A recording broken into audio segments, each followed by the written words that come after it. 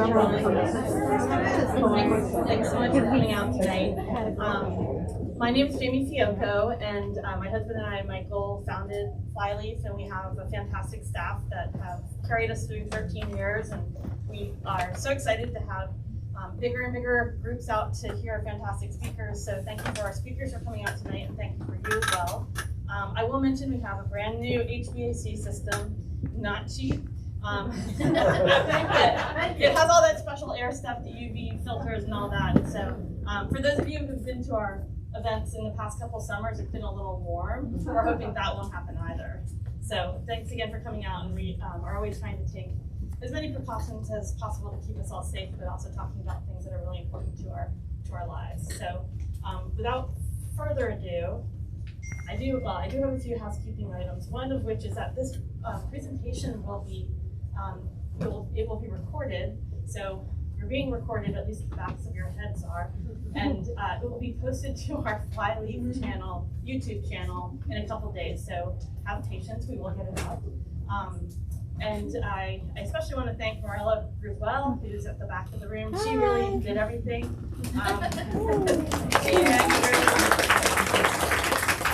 Marella's our events coordinator and runs all of our social media, and she's fantastic, and I thank her for her hard work on this event.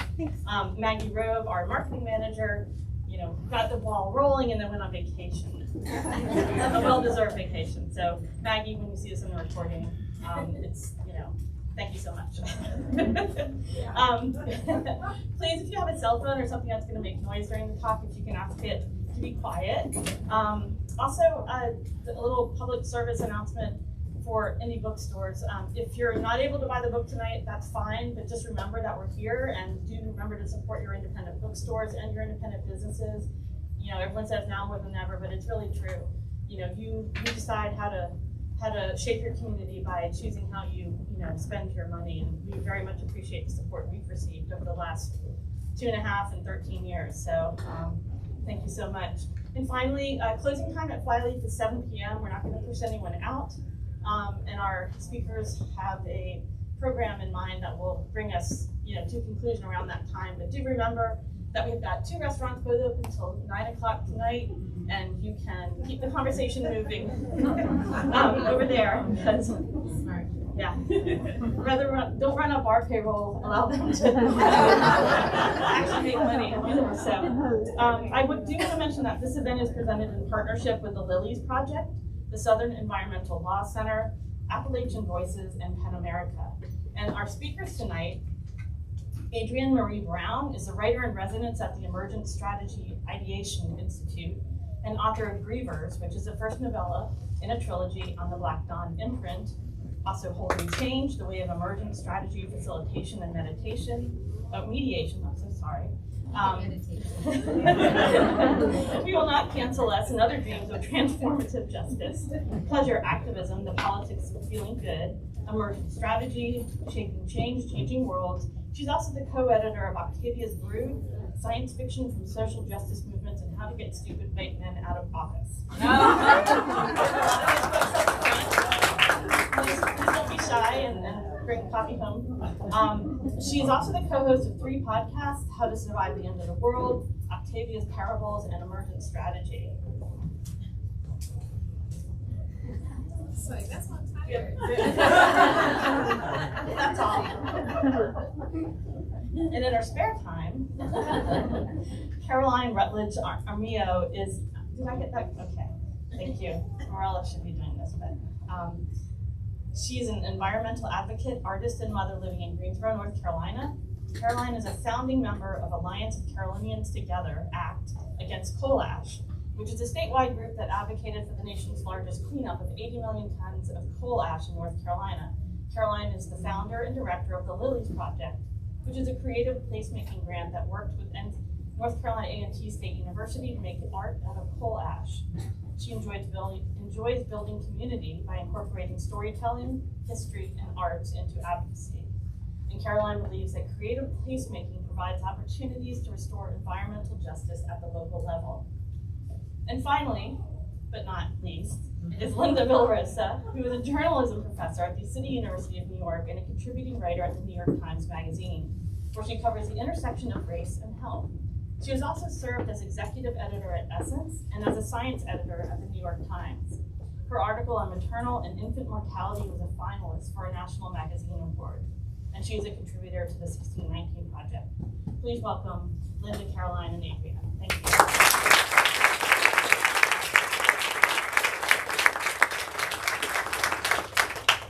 So, hi, can y'all hear me? Yeah. Okay, so I'm Adrienne. I'm gonna be mostly asking questions tonight and just being kind of geeking out over this. I'm so proud of you, and honored that you wanted to talk with me around it. And before we even jump in, I always feel like it's so important to be like, how are you right now, today, on the clock of this world? Because every single day our conditions are shifting so much. So how are y'all doing? I'm very excited.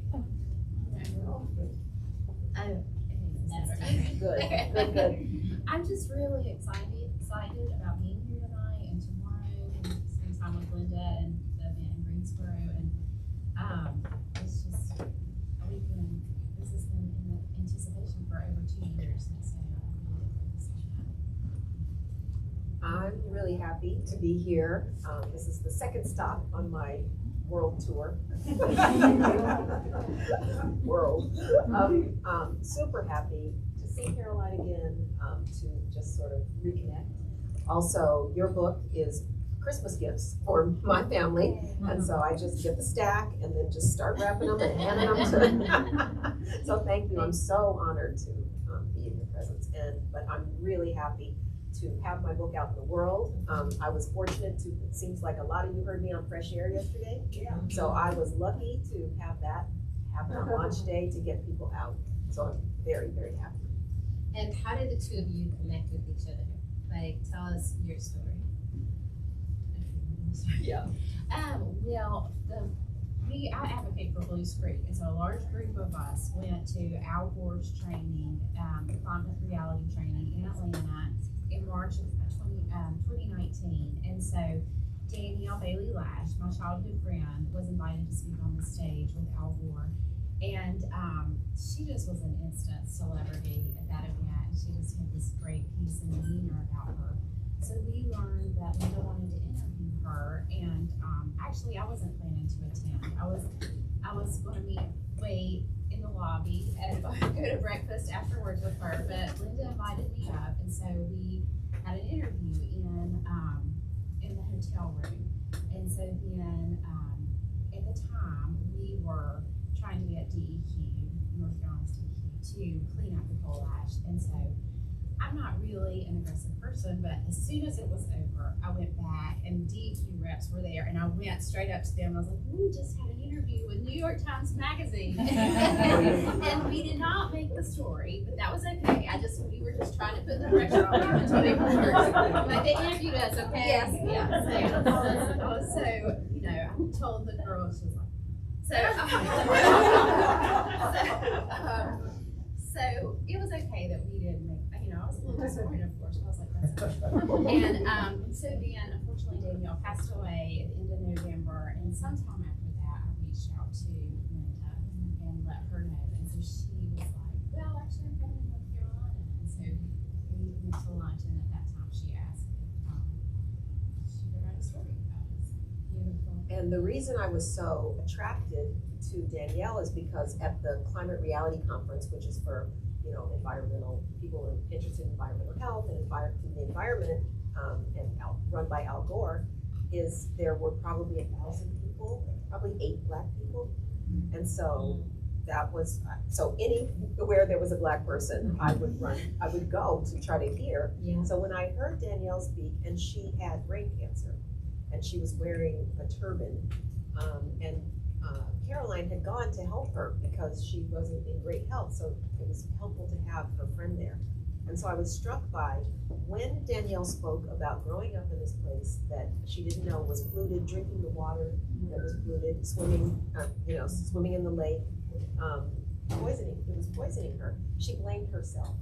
She said, "Oh, why did I do that? I didn't, just was getting more and more upset." So I'm thinking, why is she blaming herself? This is not her fault. And when I interviewed the two of you, I wanted you there because I saw the love the two of you had, and it was really clear. I was sorry that I didn't get to do a second interview before Danielle passed away, but Caroline was kind enough to take me around, so I saw Blues Creek, Blues Lake, I saw the coal ash, I met Danielle's mom. I went to, she had been, right before she passed away, she had been elected to local office. So I walked, I went around the town, I went to her grave site, and so I included that in chapter 5 of my book. Beautiful. I'm really glad to have y'all reunited here together. And Linda, I wanted to start, I'm always curious about the inception of positive obsession, right? Like what Octavia Butler called positive obsession. What makes you focus, turn and focus on something and say, this is part of my life's work. So I know about the article in 2018. It's also when you first came on my radar. But what made you turn to look at Black maternal health, Black infant mortality? Like, what brought your attention there? And how did that lead you on the path towards this book? I play soccer on the weekends, okay? I'm good for my age. Okay. So I'm in like an intergenerational, co-ed group, and we play. And there was a woman who's a lawyer in the group. So she takes me aside in 2017, and I just started writing for the New York Times Magazine. And she said, I have a story for you. And I'm thinking, I just want to play soccer. So she says, did you know that the United States is the only wealthy country where the number of women who pass away related to pregnancy, childbirth, and the time after is rising? And I said, oh, okay. I'm surprised because isn't that a thing that shouldn't be happening in America? And she said, but I was still not quite biting. And then she said, well, didn't you used to work at Essence? This is a Black women's issue. Black women are 3 to 4 times more likely to die or almost die as a white woman. And I said to her on the soccer field, is it because of extreme poverty? What's going on? Where is it? And then she turns to me and she said, a Black woman who has a master's degree or more is more likely to die or almost die than a white woman with an 8th grade education. She had me right there. I said, send me the information. I was right there. And so I started looking into it, and what I wanted to do the first round of thinking about it was to write a story about doulas, because I think doulas are amazing, and I had met all these social justice doulas, and I had met Latona Giwa at Decolonizing Birth Conference. And she was in New Orleans. I'm thinking, oh, hello, get a story set in New Orleans where the food is good, the weather's better. I like how you gave I'm playing soccer. Right. I'm eating. And then I told my editor, she said, I like everything except you cannot write a story, just a feel-good story about doulas. Why is this happening in America? You need to do the history, you need to figure this out. You need to write about why would this be happening. So I did that story, and then I got a lot of attention for it, and then agents were coming to me saying, write a book. I'm like, no, I'm not writing a book. I don't have time to write a book. I gotta play soccer. These stories are hard enough. I don't have time. And then I started hearing how people were circulating my articles. And I thought, why should they be doing that? Why don't I have a book? But we put everything together and synthesize it. Right. So that was my thinking. Beautiful. And one of the questions I have for you is, because I love writing books, and I love trying to give people the information they need to know to survive. And I also, having done movement work for over 20-something years, I continuously get so frustrated when I'm like, here's great data. Here's really good data about climate, about health, about all these things. And it's so hard it's like something breaks down. It's like, I did all this research, I gave you something beautiful. What was your intention, the way you pulled together this book with these stories and the data? Well, I mean, it's so beautifully woven together. What's your intention? What are you hoping that people take from this book? What are you hoping people do because they've read this book? What I think happens in the United States is we are this country of individualism. And so at the same time, that's our history, that's the backbone of this country, but it also puts responsibility for people's health on them. So I don't like the way Danielle was blaming herself for what happened to her. That wasn't her fault. That was done by this company, Duke Energy. And, you know, there's a lot of things like that in maternal mortality and in infant mortality, which are entwined. It's always like, are you doing this? Are you doing all these things right? Are you taking your prenatal vitamins? Are you the right weight? Are you this? Are you that? Are you doing all these things? Which you should be doing. You should be taking prenatal vitamins. You should be taking care of yourself when you're a pregnant person. But when something goes wrong, then it's your fault. Why didn't you do this? Did you do this? Those, you get interrogated rather than saying, what if something else is going on that's less well understood, that is harder to talk about sometimes, but is equally as important. So what I try to do in my work is shift the focus away from blaming people for racial health disparities and looking at systemic and institutional forces that are making, our health outcomes worse. I think that's really powerful. And I just want to ask people in the room, how many of you would say that you've had medical trauma, like a horrific event in a healthcare situation?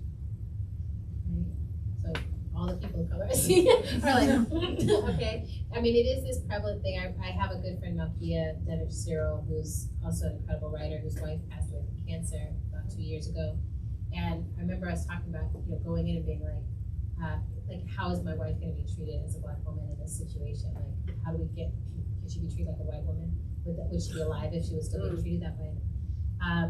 So I want to ask a little bit about the story between the two of you. And Caroline, maybe you can give us a little background on, like, here's what has been going on in your region, in your area, and how it's impacting the health patterns there.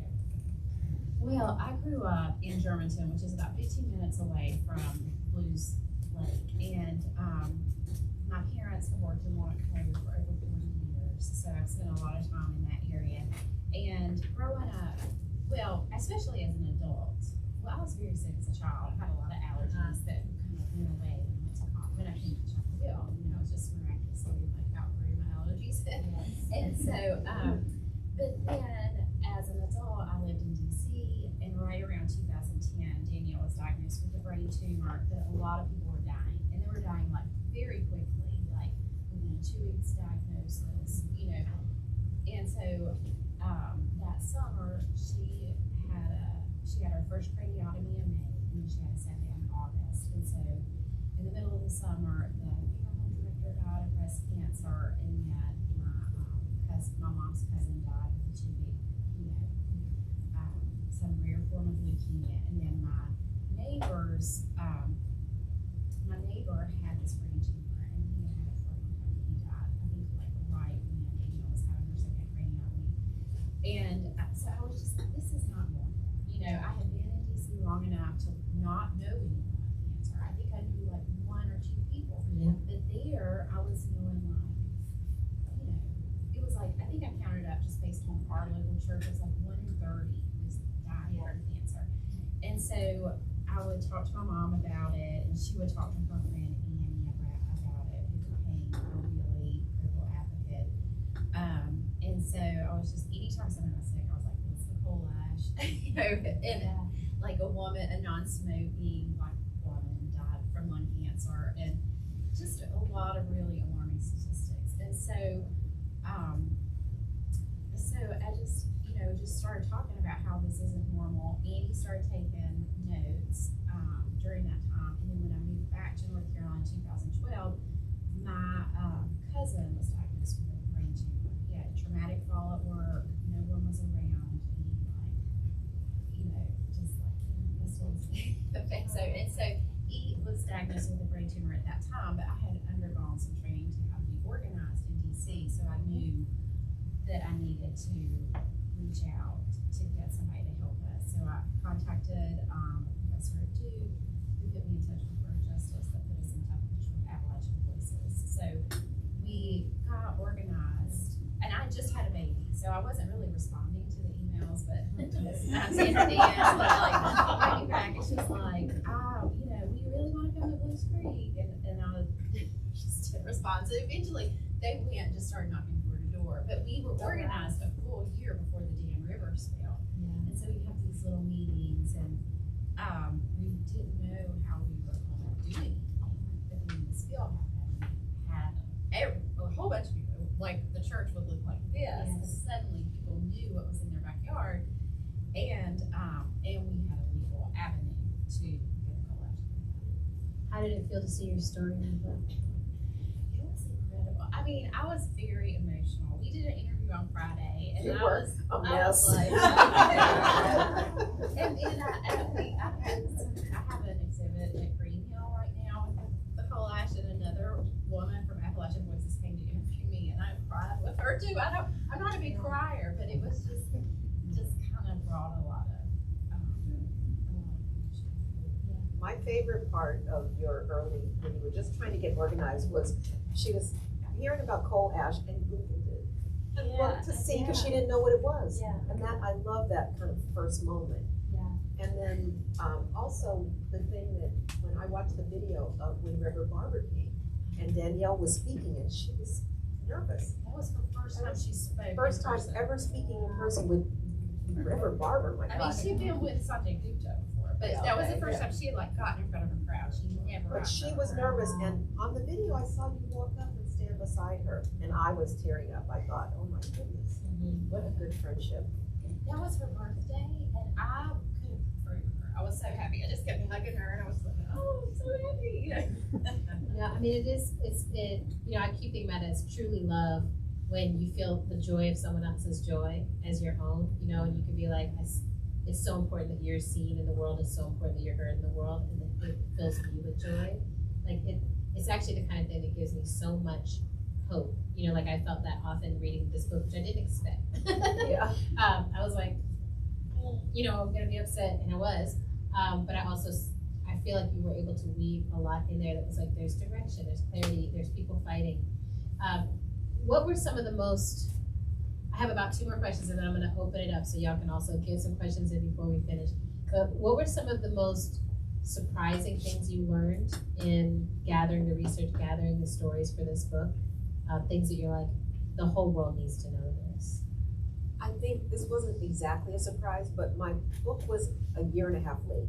So I had been thinking about it, and Late to come into the world or late to come into the you? world. Oh, both. I took a sabbatical off from teaching, and then I was real Sabbatical relaxed. needs a real actually, this might be, everybody's always like, oh, I'm gonna take a sabbatical and write a book. I'm like, baby, that's not a sabbatical. You need to rest, and then you can see if you have a book. I was Right. really resting, and so I was late. Then the 1619 project happened. Right. So Nicole got that together, and I was part of it. And then I decided I need to go further back in time, because I had thought I would start in 1850 when the first census data came out with health statistics. Then I'm doing this research for the 1619 project. I was like, oh no, I've got to talk about enslavement and what happened to Black folks and the through line to today. So then I'm adding that, and then COVID happened. So then I get pulled off again to write about COVID racial health disparities for the Times Magazine. Then I thought, well, obviously, everything happened the right way, because now this is the last chapter of the book. I think the surprising part was I have a neighbor, Liz, and she's a writer too, and she's the most nice person ever, really sweet. And so when I was having a little trouble doing my writing, I let her read parts of it. And what she said to me was really true, and I really am grateful to her. She said, you need to put yourself into this much more. You need to tell the story. You need to be the guide with this. And I, as a journalist, I'm like a little bit not loving that, but I did it. And it really helped me. It really helped put my family in place, my own experiences. It also helped me document and talk about the way my own thinking had changed, away from this individual responsibility lens and much more toward looking at what society is doing to people. And I'm grateful for that.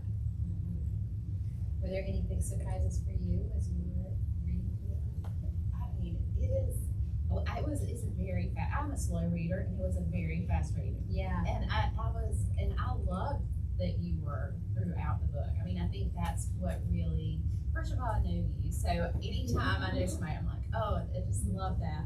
But I think, the information is just devastating. It's very heartbreaking, and it, to me, it's just a lot. Yeah. It's not really bedtime reading, because it's so disturbing. And so I think it's just a really pivotal book that hopefully will make a huge change in America. Yeah, and I think we're in this urgent moment. I keep saying, and part of what has driven a lot of the writing that I've done too, is like, we have to earn our place as a species on this planet, right? Right now we're in a make or break moment, and I think the Earth, she's really good at recovery. She's really good at coming back. She's really good. She's like, ice, fire, whatever y'all gonna do, I will recover. I will make use of it. But all the species are not gonna make it through, and we've made so many of them extinct, and we've done so much harm to our food systems. We've done so much harm to our ecosystems. It's a time of actually a lot of despair, right? Like, and so much of the data, it's like hard to keep looking at. But one of the things I think this book does so beautifully is really make the connection between what we're seeing at the grandest scale with our climate systems is what's happening in our bodies, and racism is driving all of it, right? So I just want to ask y'all to riff a little bit on bridging between these issues, because I think it feels like we're evolving. They used to be so siloed from each other, like, that have nothing to do with each other. Now it feels like people are really starting to see the interconnections. But can y'all both speak on that a little bit? This interesting thing happened where I got 2 reviews of this book, that I got to see them early. And one was in the New York Times, and it was by a woman named Caitlin, a writer, a really wonderful person. The review was great. And in the middle, she stopped and she went into first person, and she said, while I was reading this book, the Roe versus Wade, leak came. And she said all over social media, people were saying, oh my God, this is gonna be like another Handmaid's Tale. And what she said was, we Black women have already been going through a Handmaid's Tale. This is like, and then it talked about the Ralph sisters of Montgomery. And I was and I loved that. Then she told her own personal experience about having a traumatic birth situation with her daughter. And then there was another review in the Washington Post, and it was by a Black man. And he told the story right in the middle of the review. He went into a long first-person narrative about his wife had a stillbirth. It was a tragedy. Then she started bleeding, and then hemorrhaging, and they were both treated with such disrespect. And in the middle of these 2 reviews, there's this really beautiful, terrible, but first-person stories. And I just started thinking about that. It's like, I do get pushback on these ideas. Yes. And some of it is like, your dad is wrong. No, it isn't. That is the place. No. Don't start with that. My dad is right, correct. Let's move on. Exactly, that is done. But then it's like, well, this doesn't affect many people. And it's like, well, 700 women die a year, that's bad enough. And then, another 100 die for everyone that dies, a bunch of Go through traumatic experiences. Exactly. Yeah. Traumatic experiences, if not almost dying. But I have to say, in 2015, I had an ectopic pregnancy that was completely unnecessary. And I'm pretty sure it was because I was misdiagnosed for my Plan B pill, right? Because they're like, you're fat, you're Black, we're not paying any attention. And I'm like, it turns out those pills, which people don't know, I found this out in a TV show years later, those pills are only diagnosed for people who are at 175 pounds, right? I was like, you can tell by looking, mama ain't stuck in that box, right? I got out, I got a bit bigger. So, but that kind of thing where I was like talking to the doctor, I was like, why didn't anyone tell me that? Ask me any questions, anything. Now I'm in a position where I felt the pain, went straight to the doctor, and they were able to rescue me. But for most of human history, that would have been a death sentence for me. And that's not the only traumatic event I've had in my life. I look at what happened when my father had his heart attack. I look at just all these scenarios where I'm like, this is unacceptable. It's unacceptable if one person's dying, much less 700, much less. I think we're just barely touching the tip of the iceberg of the data of what's actually happening, right? That's right. Which is, again, I'm so glad. you And did I this. appreciate both data and evidence and research with stories. And every time I'm somewhere, people tell me, like, what you're doing. Yes. We talk about it. And I think that's important. And I want people to hear this, that, you know, even those who do believe the data, Yeah. need to hear the stories. Yeah. They're both, That's right. they're both important. My last question before we turn it over is, where do we go from here? Like, people read this book, they get fired up, they see some hopeful examples. Where do you want to see us move? What I want is for people to acknowledge that this is going on. Because every time I get so many comments from people that say, thank you for telling the story, Yeah, because it mirrors my story and it Yeah. makes me feel like I'm not insane that's right. or whatever, something like that. And I also am really, one of the most exciting things is, I know many of you are in public health or medicine. I think that something really interesting and wonderful is going on in medical training. And that there are young folks who were politicized by Black Lives Matter in high school and college, who are now in medical training, who are in midwifery school, who are in nursing school, who are in public health school, who are hungry for this information about, and also looking at it more critically than they did in the past. Yeah. So then when you have these kinds of things that aren't really real and aren't true in medical textbooks, the kids are the ones that are saying, wait a minute, why is there a kidney function, a black one and a white one? Why is the, lung function, the spirometer testing, and Yeah. having a race Yeah. correction, and asking these questions and not just, accepting everything. We were talking before we got started about community health workers.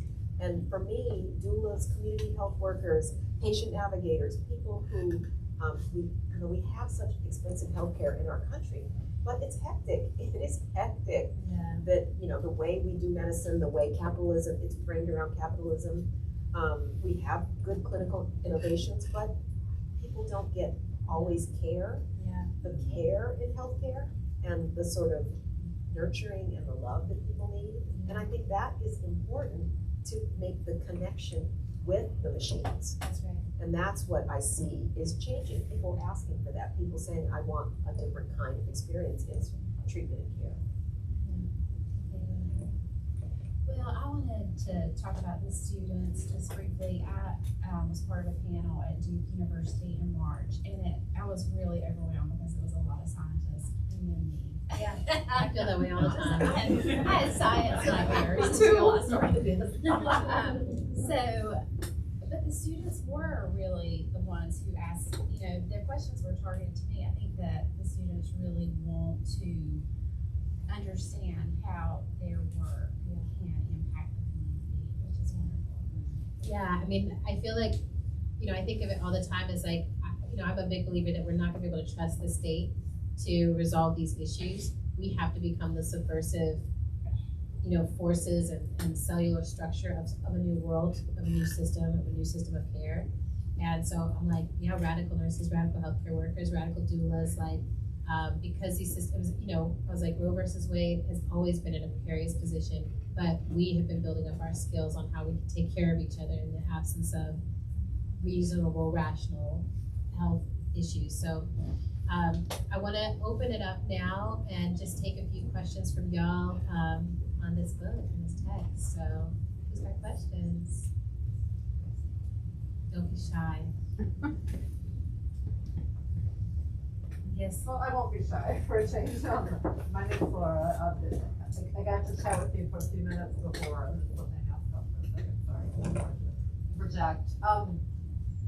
And again, I heard the interview last night. Half of it on Fresh Air. I want to listen to the first half because that's when you get in your car and something's going on. You want to pull over and listen. That's how it was. Like, I wish I had a notebook, but then a friend of mine said, "Oh, she's going to be at Flyleaf tomorrow night." So and I just glancing at the book, and part of me wants to read it all night tonight, but it won't. But chapter 8 really seems to be forward-looking and some of these solutions that, again, I think, as you said, there is reason for hope in the midst of despair, and it includes future generations and people who are not afraid to speak out, tell their own stories, but also look at a broken system So I would love it if you could share, in addition to sort of the story about community health workers, other, reasons for hope. What is working and where we can put our positive energy and hope. I'm going to tell you this group I love, okay? I forget even how they came on my radar. It was just through some interview that I was doing. Somebody said, do you know what's going on in California? And California is doing some very interesting stuff. So two things that I found really interesting there. In 2006, the state looked at maternal mortality there, and it's the same as in the United States. So they looked at it and said, you know what, we're gonna do something about it. We are going to go into hospitals and we are gonna see if because when something terrible happens, a hemorrhage or an emergency C-section, nobody knows exactly what to do. It's not all coordinated. And so they went in and changed the hospital systems in the state. So it was like, if somebody's having a hemorrhage, here are all the tools. Here's a list of the protocols. Everything is ready in a way that it didn't used to be. So between 2006 and 2013, the number of women who passed away related to pregnancy and childbirth dropped 55%. It was huge, it really worked. But the racial disparity didn't change at all because it mostly helped white women. And so what happened was really interesting. They said, wait, we realized we can't tech and doctor our way out of this. And they mandated anti-racism training for anyone who works with a birthing person. And then, starting this year, they mandated anti-racism, anti-bias training to anybody in the system. Certainly, this isn't like a whole perfect answer because some of the training is bad, but it's something. It's an acknowledgement that you cannot just, when you, raise the water, not every boat lives, or whatever that cliche is. The other thing that happened, oh goodness, I lost my train of thought. I'll think of, oh no, there's an organization of medical students at the University of San Francisco, University of California at San Francisco.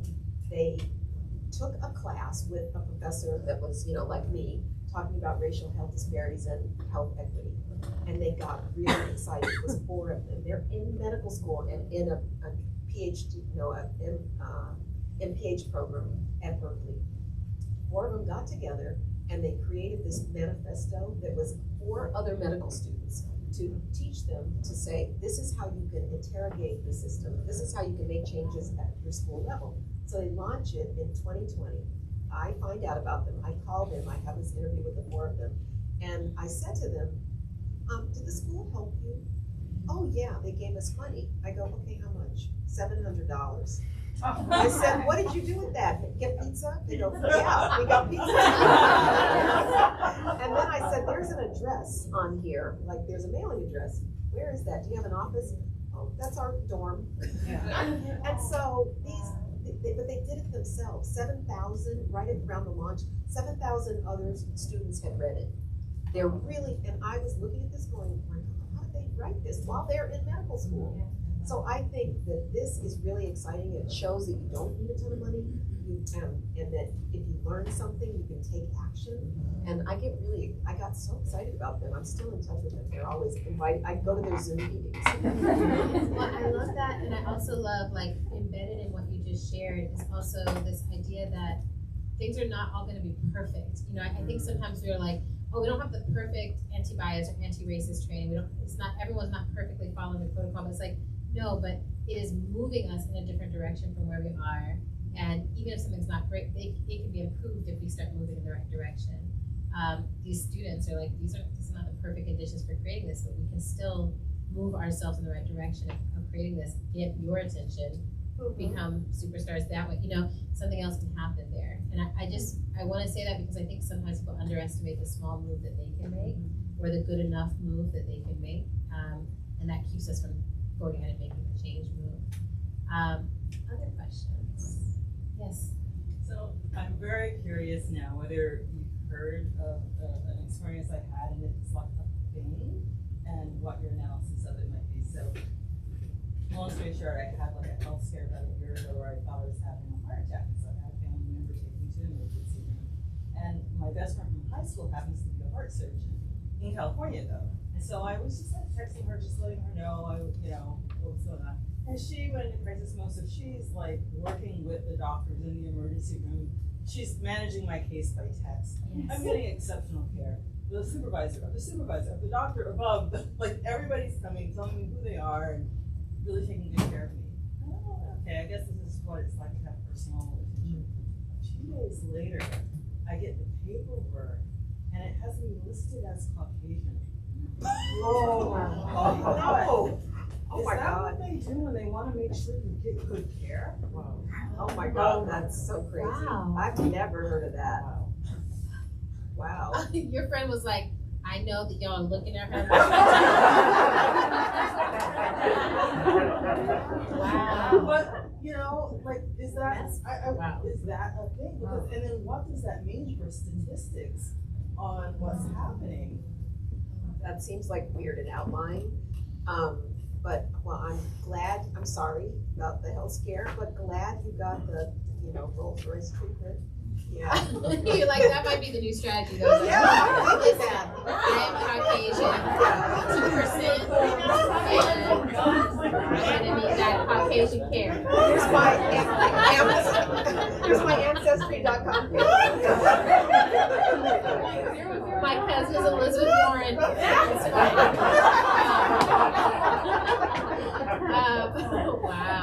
Wow. Wow. And then, but you weren't having a heart attack? It's just stress. So I thought that's what you were gonna say, Me too. because over the Christmas holiday, I thought I was having a heart attack or a stroke. And I went into the doctor, they were like, everything's fine, you're having a migraine. But the migraine is presenting as all these symptoms throughout your body. And I was like, but I've never had a migraine, but they were like, certain things are just overwhelming right now. But I had to advocate with my migraine so hard I was like, I think I'm dying. Can you guys take this more seriously? I'm important. To me and my family. And I just was like, yep, because they wouldn't let my family come in the ambulance with me, whatever. Anyway, there's this whole situation. But I was like, I really think I'm not gonna make it through this. And since that happened, I've talked to all these other Black women who are like, yeah, we're having these weird experiences where it feels like something's happening in the heart or the body, and then it comes out to be just stress related. And anyway, it's one of those things where I'm like, you learn these patterns from talking to each other, and then it's like trying to figure out where are we gonna get the data to back up what we're feeling inside of our bodies, and can we get that data in time to be taken seriously enough to save our lives? Anyway, so yeah, both of you, blood vessel. I just wanted to follow up on your statement, because I've been thinking about the anecdotes versus the data. Yeah. And when we think about people and why I'm wearing a mask and not, but why are people not taking it as seriously in COVID, right? Is it because they didn't have someone, a loved one who passed away or was in the hospital, had something serious happen? And so how do you kind of find that space where it's not just the storytelling, because we do have to share, right? But then we have to somehow get in there, thread the needle with how do we change the policy if it's getting a checklist or what have you. But you need to be able to feel safe psychologically to share a story like what you shared or what you shared and others. So that's, I don't know if it's a question, but it's just something that really is weighing heavily on me. Well, I think I can make it a question. Thank you. Because I do think it's part of what you're up to in this book. How did you find the balance between the anecdotes and the data? How did you feel within yourself, what do I think is actually going to make the impact that we need to make right now? I think people just need to feel something in order, you have to have the feeling of it, as well as the data. And so what I try to do is just mingle them. And my students are very sweet because they're always going, how do we know how much of each? I said, read your story out loud. When people start getting bored, then switch back to the narrative part. That's great writing advice. And also my editor will help me. She said, her thing is, I think I've mentioned this here, is that when you understand something, you can say it more briefly. And so I try to really understand the science. I don't have a science background, but I work so hard at that. So I can say it a little bit more briefly and authoritatively. And then I can move off of that back to the story. And, but I think people are funny because they'll talk about my stories and they'll remember the people in them and the topic. And then I'm like, wow, I put all that science in there. They do remember the weathering. So weathering is the what happens to people's bodies when you get treated badly over and over and over again. And Dr. Geronimus, who coined that term, when I first interviewed her, she was on the phone with me for hours. And I'm like, why does this woman have so much time to be on the phone? And doesn't she remember I'm with the New York Times? And I realized no one is interviewing her, and she's not believed that, you know, that something about being discriminated against over and over and over again causes this kind of toxic stress that creates premature aging. But no one believed her because her data was about Black women. And but now, I just talked to her. She was so funny. She goes, I'm working on my own book. Because after COVID happened, you saw everything that was confirming about the research, that Black people got it at younger ages. And all of a sudden, her notion of weather and accelerated aging made sense. Wow. Oh, yes. Yeah. I think at the community level, we were really effective with sharing our stories, but we really struggle with the data. And the data is really what's needed to kind of make these systemic changes. And so since this is a university town, we did work with UNC School of Public Health, but I know a lot of people have their research projects, but it's great when you go out to communities and work one-on-one with them. And so I'm really appreciative of that. But, you know, with coal ash, it's the type of thing where you can't really prove how it is harming people. You see all the results of the people, but they'll say it doesn't do it, or, you know, because there's just no evidence for a lawsuit, you know. So that's really frustrating with that. Yeah. Well, there's that arc of being like, there's something that's happening to us. Now we're gathering the antidotes, and then we even know to add someone to research to build. I mean, it's such an arc. I want to uplift. There's a community I'm a part of called the Allied Media Conference, Allied Media Projects, and one of the things they train people in is community-based research. And I've become such a fan of this because I think so many people are like, well, I'm not a scientist, I don't know. But it's like, okay, well, if scientists are not going to give a fuck about the data that we need to have in order to make a case to stay alive, then as communities, we can figure out how to gather that data and gather it well and be able to make our own cases, you know, or at least back up our anecdotes. So just want to shout that out. It's coming up in July 1st through the 4th. So we have a question here and one over here, and I think that'll probably be our time. Got it, thanks. I don't know how to project and show face. I'm going to do my best to turn around, and if you can't hear me, I'll try again. Hi everyone, my name is Bridget, and I am a lot of things. I'm not gonna list, I got a white man job, got a black man job, I exist. Okay. I'm a doula, all the good things. I'm a researcher, and I am feeling really pulled to what Gretchen has shared. And to me, stories are data. Yeah.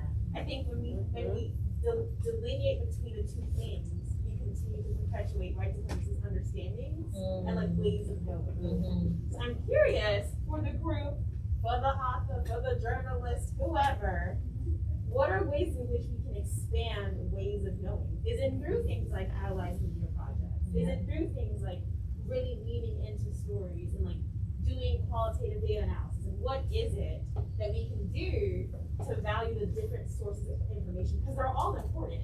You can't have the storytelling without the numbers. And you can't have the numbers without the storytelling to make that whole narrative, right? Yeah.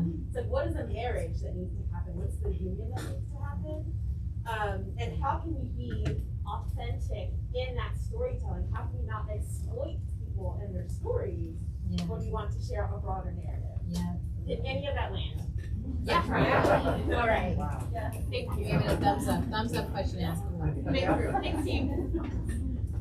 I love the idea of, and I've seen it done also in other places, because environment, when you're trying to prove that something is happening in the environment, it's harming people, it's extremely hard to prove. And, I really tried hard, and I have to work hard to get sort of, the cause and effect thing. And I love when communities do their own community research. I think that is so important. And just like you said, it's like, well, you're not doing it yourself. And there's so much resistance because often in environmental justice communities, there's the pull of the job, the jobs that the polluting facility brings in versus the people saying that they're ill. And then it's hard to get the research, and even when they're in a college town. So I like that idea. And, I think that I like even the idea that we don't separate the storytelling. In places where I've seen, especially around environmental justice, it's done well, it's all everything. It is all the things. And everybody's doing everything. And it's also intergenerational. And it's, there's like everybody from everybody has to come together and do it. Yeah, well, and I think also, so much of it is lens, right? It's just like, what lens are you looking through? Like, I know people who can, and it always blows my mind, but they can look at the data and be like, I can see all the stories. I know all the stories that are inside of this data. I talk to folks who are like, I can look at math, and I'm like, what? Like, that's what a budget is, a story of my life? Okay. I'm blown away. But so some of it is just like lens, and I think some of it, it does, that's why, to me, that's what community-based research is doing, right? It's just being like, these aren't two things. And it helps people to be like, my story, Danielle's story, these stories are the crucial data that turned the tide of this moment. So yeah, I think it is, but I also think it's like how to do that, right? Because a lot of people can go around and tell me, but it's like, as you're gathering, like what I think the basic things I learned was like, you have to ask the same questions to all these different people, right?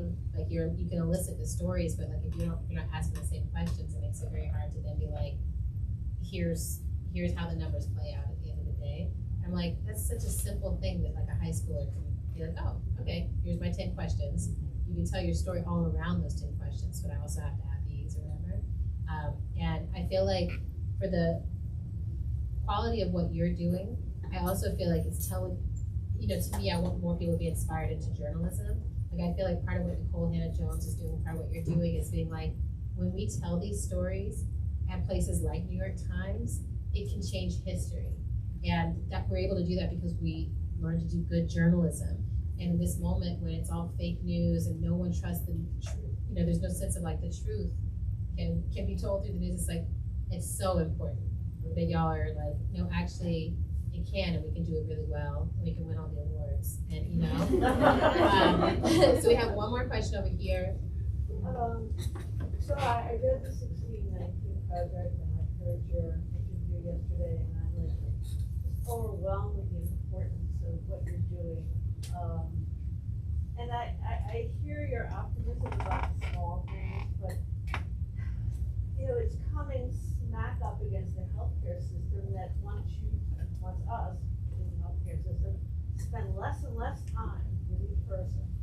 So to be listened to, when I started practicing over 40 years ago, was the whole crux of it, of listening to. And now it's, you have to be in and out, write your notes, everything, 10 to 15 minutes. So the optimism, to recognize the racism, but how can you listen to somebody in that short, how can you really hear them in that period of time?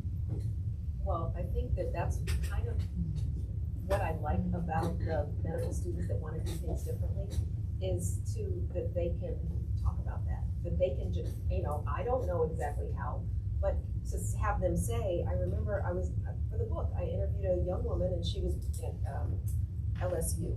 Yeah. And she wanted to be a doctor. Her summer before she was going into medical school, she worked in an ER being a scribe, because she thought it was going to be a time for her to listen. And then she realized that the people who were training her weren't listening at all. The ER isn't great for listening anyway. And she was disappointed, and she talked about starting this training for other students. I talked to her recently, and she called me to tell me that she had decided to do OBGYN because she was saying, it was kind of like, I don't know how I'm gonna do this, but I really feel compelled to do this, because I see the numbers, especially in Louisiana, but all over the country. And I remembered her, and I said, why was listening so important to you? And she was displaced by Katrina, her family. And she said that they were going place to place, and she wanted to tell the story after, she wanted to tell people what had happened to them. And she was thinking people don't care anymore. And she just remembered how important it was for her to explain the trauma her family went through. And she thought, it's important in this medical setting that I also listen. So I'm like, this is only an anecdotal, this is one medical student, but I've talked to a lot of them, and I just get really excited that it's like, they want to make a difference. And, I don't know if they will be able to, but I want to lift them and support them to say, I like that, Nikki. I like that you want to do that. And you see you're going into a system that's broken. Yeah. The other thing I was going to say is my family is hilarious. So I'm giving my children your book. My mom is like an old school, she's a kind of an individual responsibility girl. And then me and my partner kind of in the middle. So we get together for her 90th birthday. So my mom is trying to explain to the children, you've got to vote, you just got to vote. And then the kids are going, overthrow the system, we're abolitionists. I'm a little bit, but we had such a great talk. Yeah. And it was so wonderful to hear the children talk about, and my mom kind of budged a little bit. She moved, but it was important for them to listen to her.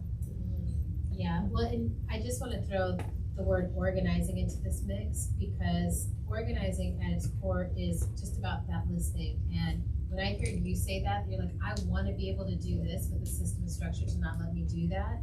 Organizing says find the one other person who feels the same way you do, and then each of you find another person who feels the same way you do, and you begin to gather people who are like, this isn't working, and that is how you start to push back against these systems, right? I feel like sometimes we forget that although the systems are these ideas, they're also made up of people who say, I will keep doing it. I don't agree with it, but I will keep doing it. And as long as we keep, it's like at the moment where we're like, I've been doing this for 40 years, I am an experienced person doing this, it doesn't actually work, it doesn't serve my patients in the way it needs to, that's how we end up moving and organizing, unionizing, pushing back and being like, if there's a chance for the system to change from within, I'll move it the little bit that it can, while also building relationships beyond these systems.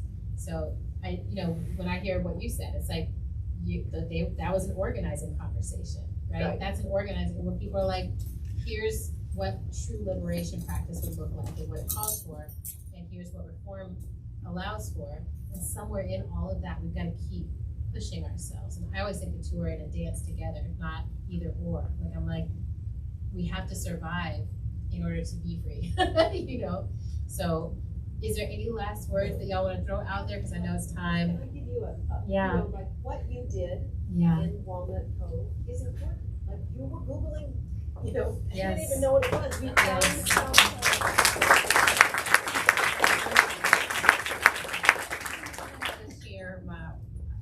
very briefly about organizing. I was trained legitimately to be an organizer to get a playground in downtown DC. I thought you said legitimately. I'm like, I can't. I love organizing. I didn't agree with everything, but that's okay. But my takeaway was to go do one-on-ones with people. Yes. I try to I try to just have lunch with someone, and also to show up at other people's events. And that's just something that I took away from that. And I think it's really been productive. And then when something happens I'm agitated about, I'll call you up and what are we gonna do about this? Yes. So, Yeah, I mean, this is a moment when so many people are angry that they are like, I don't know how to move it into action. And I feel like this book, these kind of stories are like, this is what it looks like when just one person decides to start to move it into action. It begins a domino effect in a small community. It can change the whole situation, and you save lives. And the other thing that is important that both of you have, show is art. Is the importance of art in organizing and the importance of food, and and pleasure. And so, yeah, thank you for Speaking that. of which, there's 2 restaurants next door. Thank you for coming out.